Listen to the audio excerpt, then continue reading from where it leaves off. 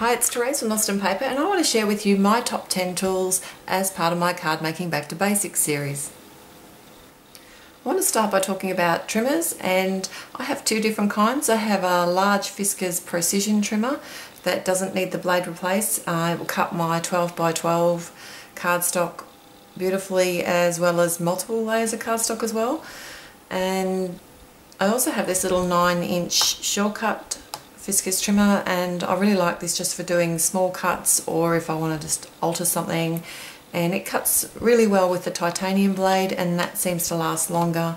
And I really like the fact that it's got this guide wire here which shows me exactly where it's going to cut.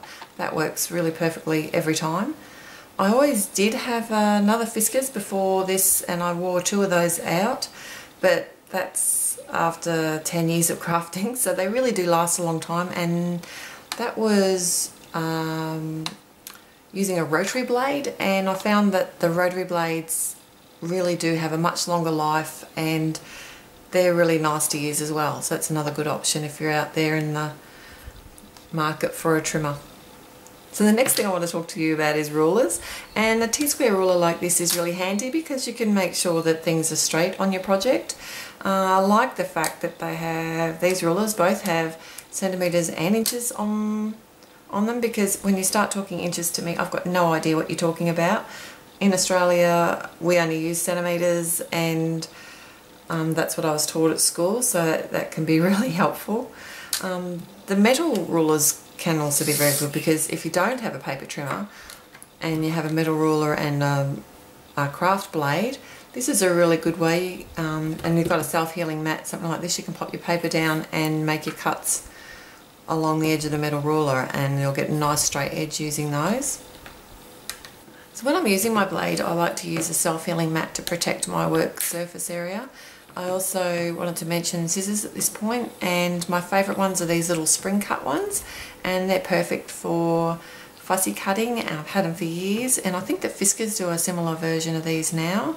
I also have a large pair of these, and they're better for cutting a longer cut. It's more likely to be straight if you're using a longer pair of scissors.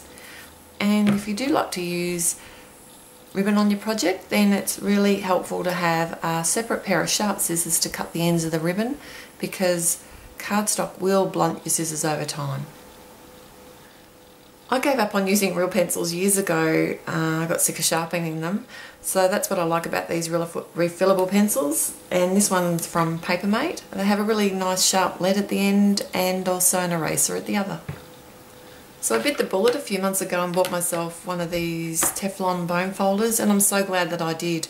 My plastic bone folder used to leave like a shiny mark along the edge of the card when I folded it, and this never does that. And I think I like using a bone folder on my card because it gives it that nice sort of crisp edge and that real kind of professional look.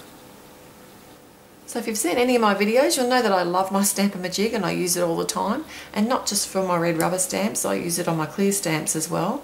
I find it a really handy tool to have to position things on my card, especially a clean and simple card where it can be crucial, you know, when you've only got like 2 or 3 things on the card, you want it to be just in the right spot. Also, if you're a beginner stamper, these can be handy, because if you hold it in place and you do happen to miss stamp, then you can always restamp your image or your sentiment, and you know it's going to be in exactly the same spot. So I'm bringing out the big guns now with my Big Shot die cutting machine, and this is one of my most used tools in my craft room. It lives right beside me, and it's invaluable for embossing and all those awesome die cutting techniques that you can do. Now, I don't do a lot of embossing on my projects, but there is nothing that can replace a heat tool for this technique. So if you are wanting that heat emboss look, then you will need to get a heat tool to do this. I also wanted to mention that other than using these clear stamp blocks to mount your stamps on, you can use a Fiskars compact stamp press. It's one of my favourite tools as well. I use the grid lines to make sure that my images are either straight or lined up perfectly, and if you are new to stamping, it's a handy tool because it has these foam feet on it, and you can manoeuvre your stamp around until you're happy with the placement, and you're less likely to rock it when you do stamp down, and you get a better impression. And the final thing I want to talk about today is a scoreboard, and I like my Martha Stewart's mini scoreboard.